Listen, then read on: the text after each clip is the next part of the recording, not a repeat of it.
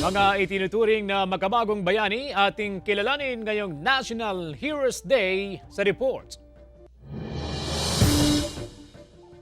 Dangal, karangalan, sakripisyo para sa bayan. Yan ang itinaya ng mga Pilipinong bayani. Makamtan lang ang kasarinlan. Sa makabagong panahon, pakikibaka sa sakit ng COVID-19 ng mga itinuturing na bayani ang binigyang pugay. Araw-araw na sinisiguro ng 48 anyos na si Arnulfo Lumibaw ng Urdaneta City ang kalinisan at kaayusan sa kanyang pinapasukang trabaho.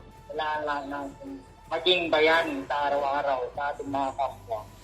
Kakaiba naman ang sakripisyo at pagmamahal na ibinuhos ni Jessica Maikes ng Kalasyaw, Pangasinan sa isang batang may kapansanan. Hindi man daw niya kadugo, ibinuhos niya ang kanyang panahon para alagaan ng bata. Ay, buhay ko, ibinuwis ko na sa kanya, hindi ko iniisip ang sarili ko. Bis nakatakbo sa kalsada.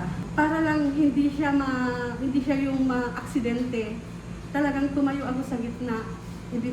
Sinangga ko na, hindi bali nang akong mabangga. Pinulsahan namin ang mga kapuso. Sino nga ba ang kanilang itinuturing na bayani? Kulang po kasi nakita ko yung hirap ng buhay namin pero tinaguyod din na kami. Ang bayani ko ay siyempre yung aking mga spiritual mentors kasi sila yung tumutulong sa akin. Ngayong National Heroes Day, dalangin ng ilan na magkaisa, alalahanin at gawing inspirasyon ang mga sakripisyo na ibinigay ng mga bayani tungo sa malaya at ligtas na lipunan. Claire Lacanilaw, Balitang Amyanan.